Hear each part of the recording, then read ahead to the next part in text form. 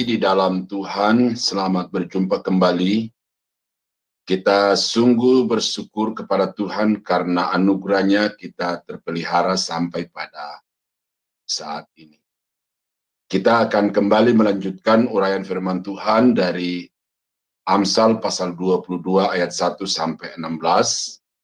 Dan secara khusus pada saat ini kita akan membahas dari ayat yang ke-11 sampai dengan ayat yang ke-16. Namun sebelumnya mari kita tundukkan kepala dan kita berdoa. Bapa Surgawi, Bapa yang penuh kasih, kami sungguh berterima kasih untuk anugerah-Mu dalam kehidupan kami, sehingga kami tetap dipelihara di dalam iman kami dan tetap setia mengiring Tuhan, sekalipun kami harus bergumul dengan bermacam-macam persoalan di tengah-tengah dunia ini. Kami berdoa Bapa supaya firman Tuhan yang akan kami renungkan sebentar diurapi, diterangi Roh Kudus, sehingga dapat menjadi nyata dalam hidup kami, dan dengan itu juga maka akan secara langsung memberi nilai tambah di dalam kehidupan kami. Kami berdoa, kami menyebut firman Tuhan dalam nama Yesus. Haleluya. Amin. Nah, saudara-saudara yang kekasih di dalam Tuhan, topik kita adalah investasi kehidupan. Memberi nilai tambah kepada martabat diri.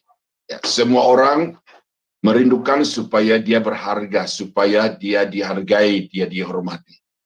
Tetapi terkadang bahwa ada banyak orang yang semakin dia berjuang untuk mendapatkan kehormatan itu, harga dirinya, nilai dirinya semakin merosot. Oleh karena dia tidak tahu bagaimana cara untuk mendapatkan harga diri dan martabat diri yang sesuai dengan firman Tuhan. Nah, karena itu maka pada malam ini kita akan belajar lebih lanjut tentang apa yang Salomo ajarkan, bagaimana seseorang dapat memberi nilai tambah kepada kehidupannya. Kita tetap berfokus kepada ayat 1 dari Amsal 22 yang berkata, nama baik lebih berharga daripada kekayaan yang besar.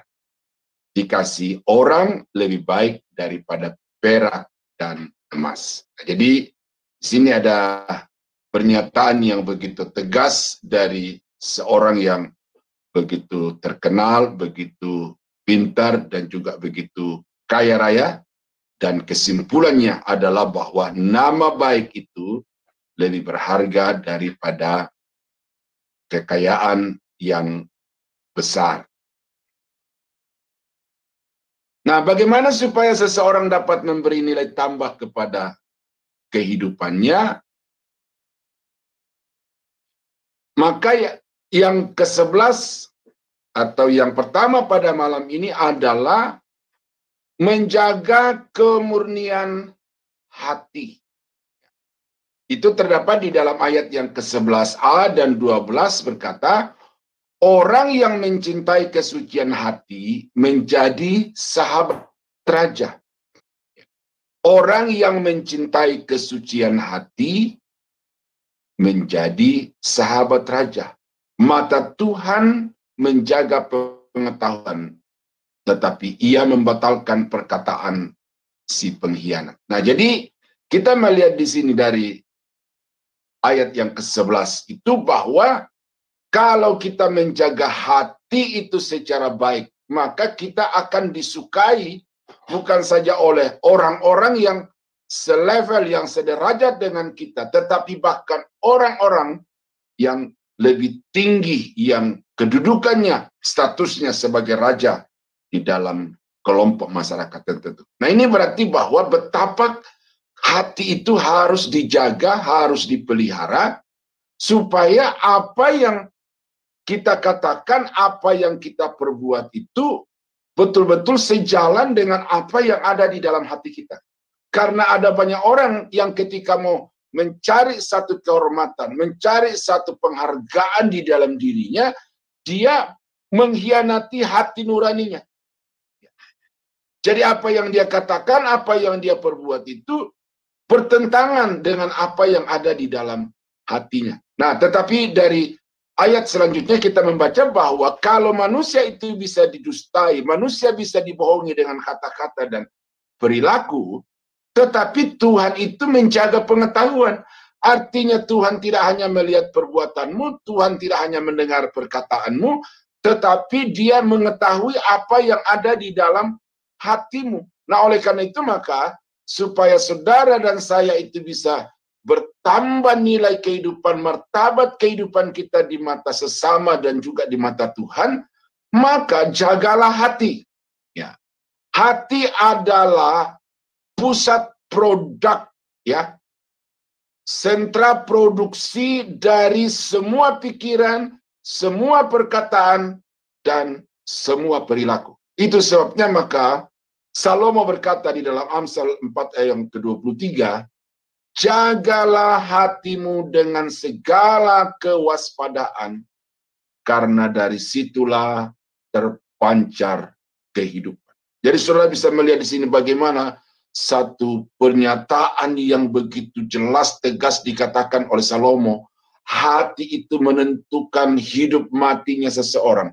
Hati menentukan selamat binasanya seseorang. Dan karena itu dia berkata, jagalah hatimu. Nah, tapi sangat disayangkan saudara-saudara bahwa ada banyak orang-orang Kristen yang ketika dia dalam hidup ini menjaga perbuatan, menjaga penampilan, menjaga tutur kata dengan baik supaya dihargai orang, tetapi gagal menjaga hati, maka dia tetap tidak bernilai berharga di mata Tuhan. Nah, karena itu maka Salomo juga berkata di dalam Amsal 6 ayat 12 dan 14, tak bergunalah dan jahatlah orang yang hatinya mengandung tipu muslihat, yang senantiasa merencanakan kejahatan dan yang menimbulkan bertengkar.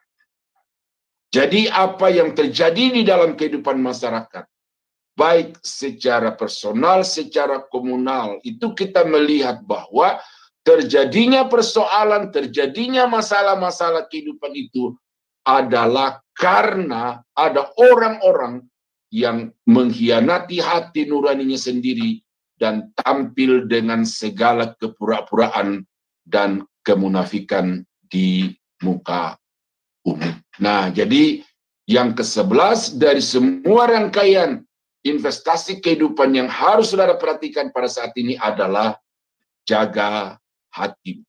Ya, orang berkata atau ungkapan berkata, dalamnya laut dapat diduga, tetapi dalamnya hati siapa yang tahu. Itu sebabnya maka satu-satunya pribadi yang tahu apa yang ada di dalam hati saudara itu adalah diri sendiri, selain dari Tuhan tentunya. Nah, karena itu maka untuk bisa menilai apakah hati saudara itu murni atau tidak, maka tentu saudara sendiri yang mampu untuk melakukannya itu. Tetapi firman Tuhan saat ini berkata bahwa kita harus menjaga kemurnian hati. Apa yang kita perkatakan, apa yang kita perbuat, itu harus sejalan dengan apa yang terdapat di dalam hati kita. Nah, yang berikut adalah menjaga tutur kata. 11b yang berkata, orang yang manis bicaranya menjadi sahabat raja. Kata-kata itu sangat mempengaruhi hubungan kita dengan sesama. Kata-kata kita juga sangat mempengaruhi hubungan kita dengan Tuhan. Karena Alkitab berkata, dengan ucapanmu engkau dibenarkan, tetapi dengan ucapanmu pula engkau akan dihukumkan. Nah, tetapi di dalam kaitannya dengan hubungan kita dengan sesama di sini, perlu kita menjaga kata-kata kita, karena bagaimana kita bisa diterima orang lain, bagaimana kita bisa diterima dengan orang-orang yang berstatus sebagai pejabat atau orang-orang yang punya status sosial yang tinggi di dalam hidup ini, itu tergantung bagaimana kita bertutur, bagaimana kita berucap di hadapan mereka. Nah, saudara-saudara yang kekasih dalam Tuhan, di dalam interaksi sosial itu kita bisa melihat bahwa ada banyak persekutuan atau ada banyak kelompok-kelompok yang pada akhirnya pecah. Yang terbaru saja seperti di media sosial, di WA grup. Awal mulanya dimulai grup ini itu begitu bersemangat. Tetapi kemudian lama-lama WA grup ini menjadi pecah, bahkan kemudian tutup. Apa sebab? Oleh karena komentar-komentar yang ada di dalam WA itu komentar-komentar yang menyakitkan, yang mempermalukan, yang mendiskreditkan. Ya, karena itu dulu orang berkata bahwa mulutmu adalah harimaumu, tetapi sekarang orang berkata jarimu adalah harimaumu. Nah, ini sama saja. Ucapan mulut itu kata-kata, tulisan WA grup itu kata-kata, dan itu harus dijaga. Kalau kita mau supaya kita dihargai orang, supaya kita diterima oleh orang lain, maka kata-kata kita harus diawasi. 1 Petrus 3:10 berkata, siapa yang mau mencintai hidup dan mau melihat hari-hari baik, ia harus menjaga lidahnya terhadap yang jahat dan bibirnya terhadap ucapan-ucapan yang menipu. Ya, jadi saudara bisa melihat di sini bahwa perkataan itu sangat menentukan kehidupan saudara. Orang bilang nasib baik, nasib buruk. Tetapi apa yang mempengaruhi keadaan baik di dalam kehidupan saudara itu, di dalam ayat ini dikatakan bahwa kalau saudara menjaga ucapan-ucapan itu, maka itu akan sangat mempengaruhi kehidupan. Nah, jadi sangat jelas bahwa orang yang dapat memberi nilai tambah kepada martabat kehidupannya, orang itu harus menjaga tutur kata, menjaga lisan, menjaga ucapan-ucapan bibirnya. Amsal 19 ayat 1, lebih baik seorang miskin yang bersih kelakuannya daripada seorang yang serong bibirnya lagi bebal. Ya. Yang serong bibirnya lagi bebal ini bisa saja pejabat. Bisa saja orang kaya. Ya. Bisa saja orang yang berpendidikan tinggi. Tetapi apa yang diselidiki oleh penulis Amsal ini berkata bahwa si miskin, orang yang tidak punya apa-apa di mata masyarakat, orang yang tidak punya nilai di mata sesama manusia, itu ternyata lebih berharga.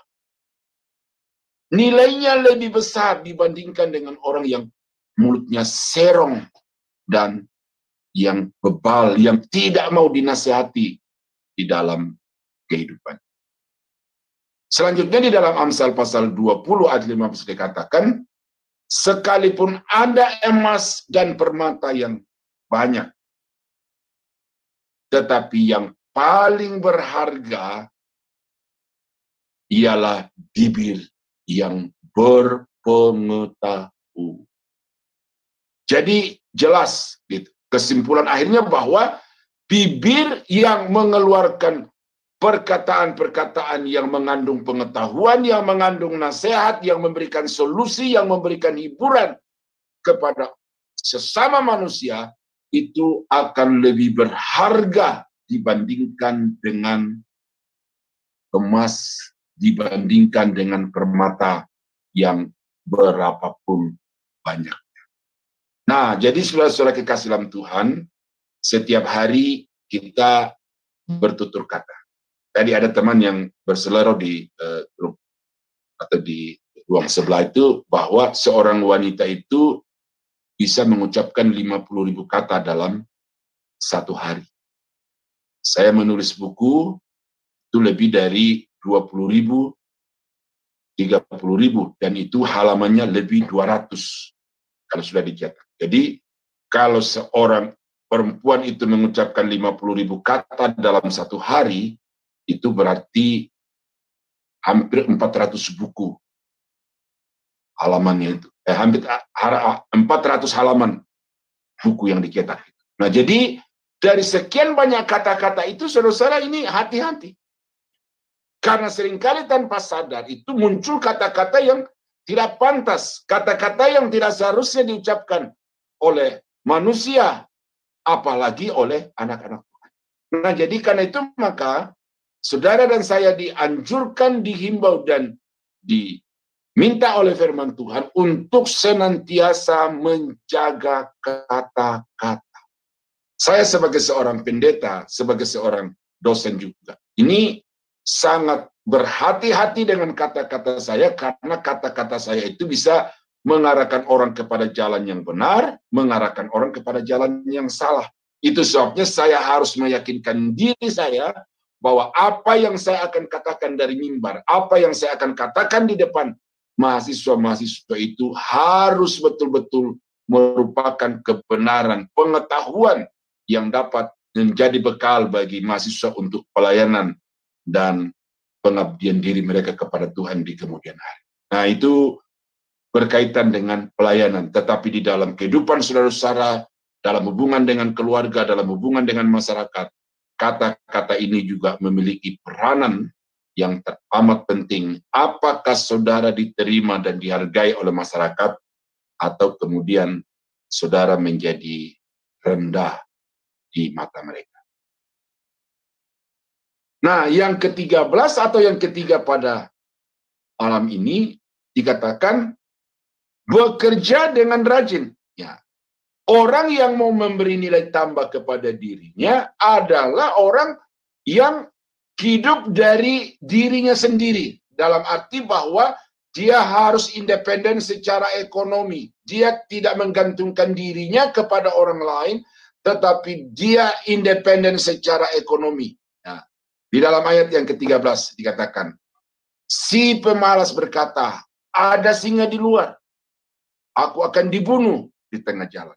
Jadi pemalas ini mencari argumentasi, mencari alasan bagaimana supaya dia tidak keluar rumah, bagaimana supaya dia tinggal di rumah, tetapi sementara itu dia mengharapkan supaya ada makan yang mengisi mulutnya dan mengisi perutnya setiap hari. Ini bertentangan dengan Alkitab. Alkitab berkata bahwa orang yang malas jangan diberi makan. Sudah konsekuensi logis dan konsekuensi teologis itu. Orang yang tidak bekerja jangan diberi makan. Nah, karena itu maka Salomo mengajarkan orang yang dapat memberi nilai tambah kepada dirinya adalah orang yang rajin bekerja. Ya, saya teringat satu bagian Alkitab yang dia mengatakan, pergilah belajar kepada semut. Ada satu film animasi antara semut dan belalang. Ketika musim panas, itu semut bekerja dengan segala susah payah untuk membawa segala jenis makanan ke dalam sarangnya, dalam lubang di mana dia tinggal secara bersama-sama itu. Nah, sementara semut ini bekerja dengan susah payah dengan segala tenaga yang adanya, si belalang ini terbang ke sana kemari membawa biola sambil bermain biola di depan semut-semut yang lagi bekerja. Dia main biola. Nah, ketika musim dingin tiba, semut tidak bisa bekerja. Semut harus tinggal di dalam lubangnya. Belalang juga tidak bisa terbang kemana-mana. Tetapi yang membedakan keduanya adalah ketika musim salju atau musim dingin tiba, semut punya perbendaharaan makanan yang cukup untuk satu musim itu. Tetapi belalang harus hidup di dalam kesengsaraan karena tidak ada sedikit pun cadangan makanan untuk satu musim dingin itu. Nah, jadi ini pelajaran-pelajaran yang diajarkan oleh Salomo tentang betapa pentingnya orang itu harus bertanggung jawab atas dirinya sendiri, bekerja untuk mencukupi kebutuhannya sendiri, dan jangan terus-menerus menggantungkan diri kepada orang lain dan makan dari tangan orang lain. Amsal pasal 10 ayat yang keempat dan 20 ayat 13 berkata, tangan yang lamban membuat miskin, tetapi tangan orang rajin menjadikan kaya. Janganlah menyukai tidur, supaya engkau tidak jatuh miskin. Bukalah matamu, dan engkau akan makan sampai kenyang.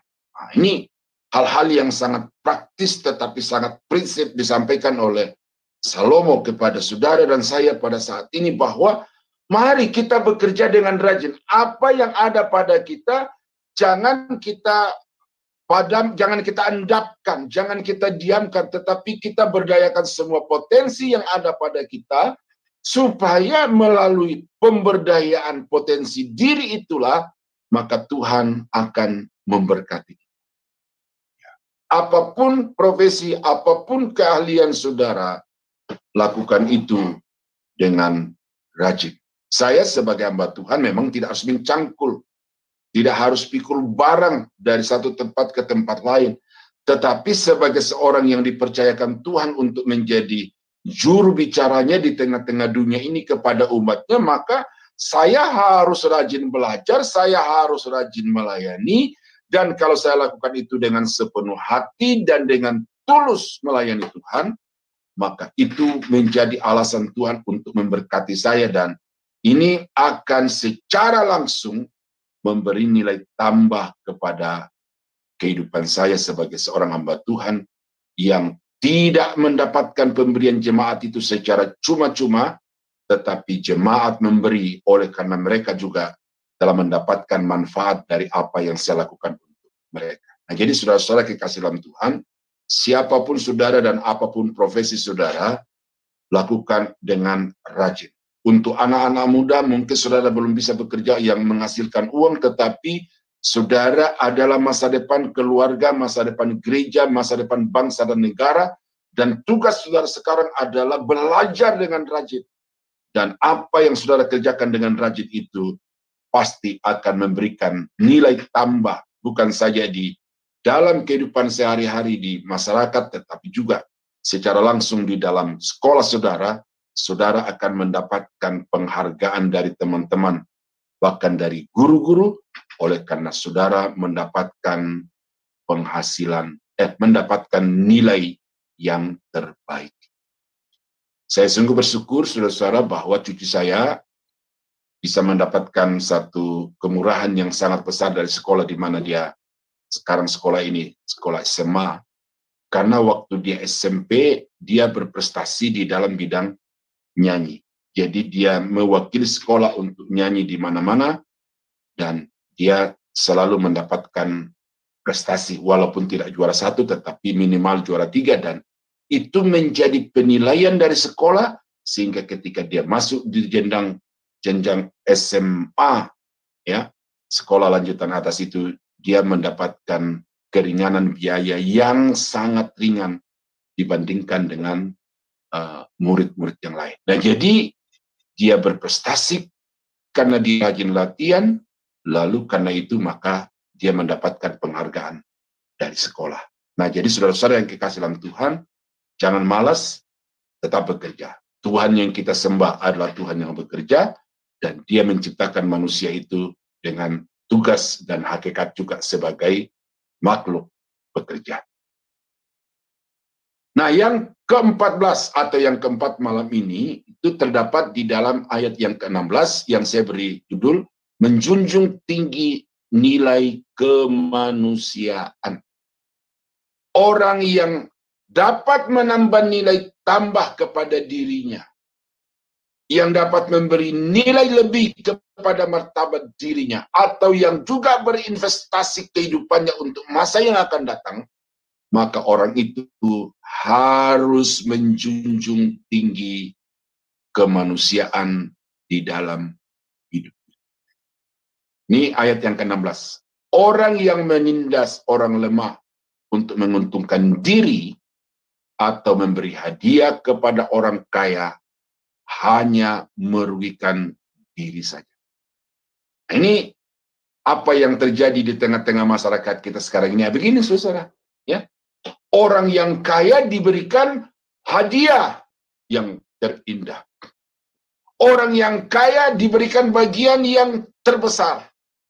Tetapi orang-orang miskin itu dieksploitasi, diperdayakan. Nah, berarti apa? Dia memberi kepada orang kaya bukan karena menghormati orang kaya, bukan karena menghargai kemanusiaan dari orang kaya itu, tetapi karena kekayaannya. Tetapi Alkitab mengatakan bahwa kita harus menghargai sesama manusia itu tanpa memandang apa yang dia miliki. Tanpa memandang status sosial, kedudukan, jabatannya di dalam organisasi apapun. Dia manusia yang harus kita hargai sama seperti manusia yang lain. Nah, jadi seharusnya kita tidak membedakan antara kaya dan si miskin di dalam hal relasi kemanusiaan. Tetapi sekarang ini, saudara, masalah seperti ini bukan hanya terjadi di dunia sekuler, tetapi ini juga terjadi di kalangan rohaniawan, bahkan di dalam gereja.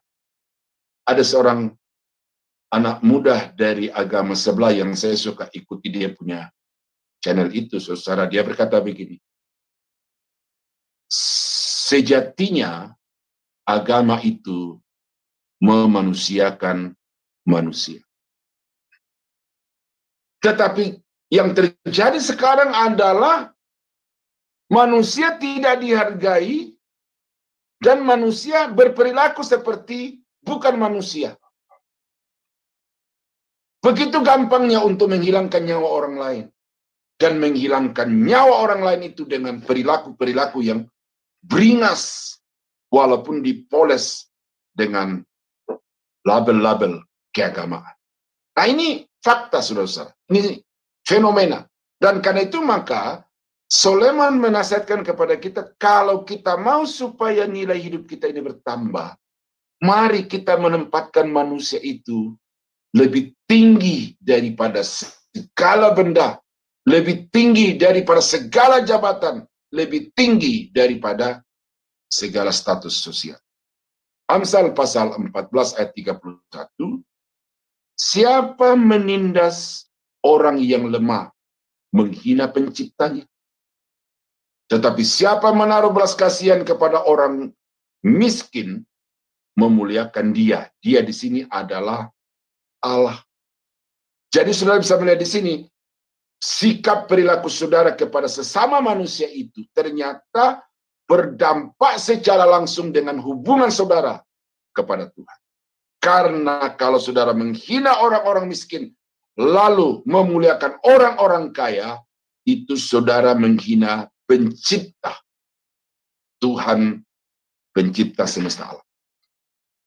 Nah, oleh karena itu maka mari kita mengasihi orang itu tidak dengan membeda-bedakan kaya miskin. Saya tidak mengajarkan kepada saudara untuk kemudian menghina orang kaya lalu memuliakan orang miskin. Tetapi yang saya mau sampaikan kepada saudara dan saya adalah mari kita menghargai orang miskin dan tetap menghormati orang kaya.